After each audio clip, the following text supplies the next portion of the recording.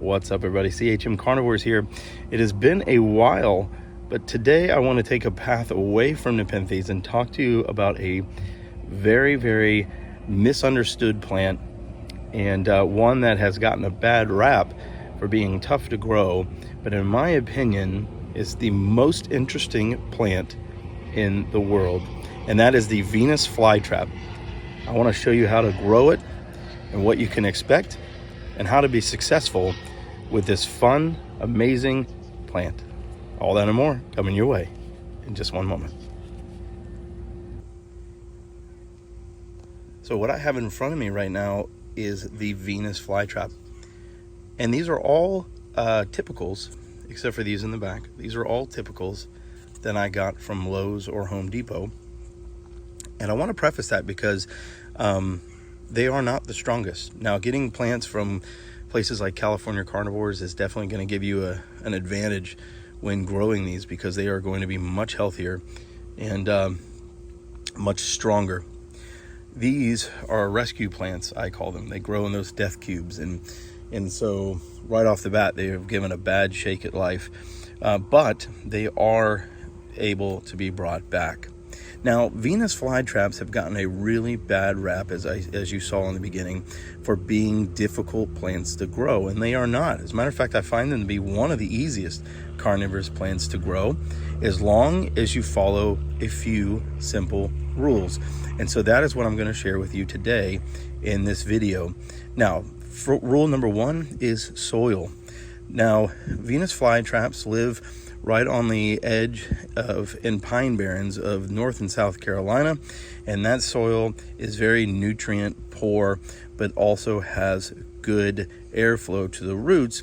And so how you can mimic this is by using peat moss and perlite, and you can also add in some blasting sand if you would like, but I just grow mine in peat and perlite. And so the perlite allows those roots to aerate and breathe. If you just do 100% peat, they may do all right for a little bit, but the soil will begin to compact over time, and that compacting can lead to anaerobic conditions, which will result in root rot. As far as light, these plants love bright, hot light. They want a ton of light, so you're not gonna be giving them too much light. And the way you can tell, for the most part, is they will start to color up for you and get this nice little orange hue in there. Not all of them, but most of them will, and they'll let you know that they're healthy, but they'll also get nice upright leaves during this time of the year, spring and summer, and you know that they are getting enough light. Now, they can experience a little bit of sunburn, like this one right here, but for the most part, as long as you acclimate them, which we'll talk about in a minute, you will be just fine. As far as water, they are going to want rainwater, RO water, or distilled water.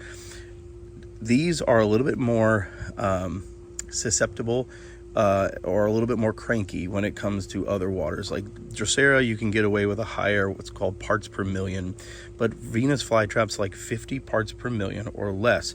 And if you use those 3 types of waters I just described, you will be all set. If you want to use your tap water, just get a TDS meter. They're very cheap on Amazon, and you will be able to test your water. 50 parts per million is what you will need. You can go a little higher than that, but you want to keep it relatively around there. Now, as far as food, if you want to grow them indoors, it's very difficult. Not very difficult, but it's not the greatest. They love to be outside in this sun. So if you do grow them outside, you don't really need to worry about feeding them. They're going to be able to catch all the food they need through the insects that they lure in. As you can see here, they do a nice job of collecting insects. So here's another one. And so they'll do just fine with that. Now, if you do grow them outside, a lot of people wonder about top watering. These plants get rained on all the time, and so they'll be fine with rainwater. But if you do need to water them, top water them, just try not to get it right on the crown, as they can get crown rot. You want to make sure to water around the edges. and also provide them with good airflow. Now, if you're growing them outside, they're going to get plenty of airflow. If you're growing them inside, perhaps use a fan or some area where there's some room for them to breathe. Now, again, as far as water height, you always want to have them sitting in some type of water level. So usually I do about 1 inch up the pot, give them good amount, but not something where they're drenched. Like a Drosera, they can go much higher. Even Sarracenia can go much higher for their water. But for a Venus flytrap, you want to give them about 1 inch. You can go a little bit higher in the cooler months, when, especially if you're going to have a freeze, you certainly can do more water to prevent them from getting freeze dry on their root bulbs. But other than that, they will be fine. Now, let's talk about how to diagnose them. If your leaves are looking long and spindly, so I just got this one in, I'll show it. This is a B52 by Ginormous, I think. But you see how these are all long and spindly and like hanging down? That is because they were light starved, because they were in shipping in box. Normally, for most cultivars, they'll be sitting straight up when they are getting enough light, like these, which have been outside. So if you're seeing long, spindly petioles, other than if you're in certain cultivars, that is a good sign that they are light starved. If they start turning yellow, they may have a nutrient deficiency, but like I said, if you grow them outside, they will get all the nutrition they need. Now, it's important to note that they don't capture food for the growing. They do that for the nitrogen to help them fertilize. Just like any other plants, they need that photosynthesis for that energy to produce these traps. And so they are going to get that from the light. So light is very important.